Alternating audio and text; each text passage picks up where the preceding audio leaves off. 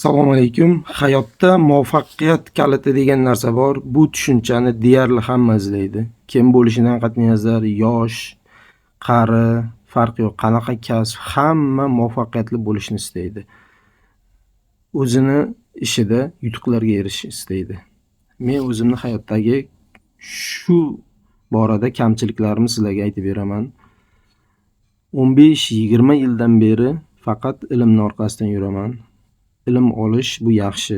Ilm insonga yaxshilik keltiradi. Ilm olish kerak. Lekin ilm faqat yetarli emas ekan. Ilm olish bu muvaffaqiyat kaliti emas. Ilm muvaffaqiyatga yordamchi bo'lar ekan.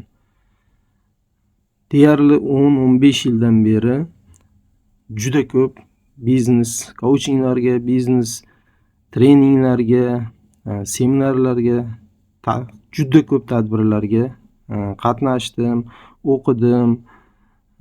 Lekin bu muvaffaqiyat kaliti degani boshqa narsa ekan. Muvaffaqiyatli bo'lish uchun insonlar qaror qabul qilishni bilish kerak ekan. Agar siz qaror qabul qilishni bilmasangiz, muvaffaqiyatli bo'lishingiz bu so'roq ostida qoladi.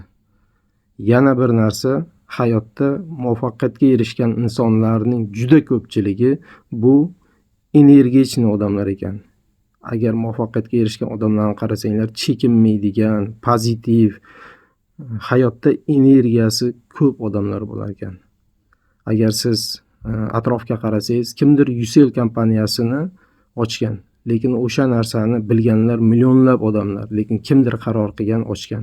Kimdir qanaqadir aviatsiyani ochgan. Uni juda ko'pchilik bilgan. Kimdir qanaqadir korzinka ochgan. Uni ham bilgan, lekin kimdir qaror qabul qilib ochgan. Ana o'shalar qiyinchiliklardan o'tib, o'zini qarordan oxiri o'z energiyasi bilan muvaffaqiyatga erishar ekan. Mana bu hayotdagi meni o'zimni tajribam.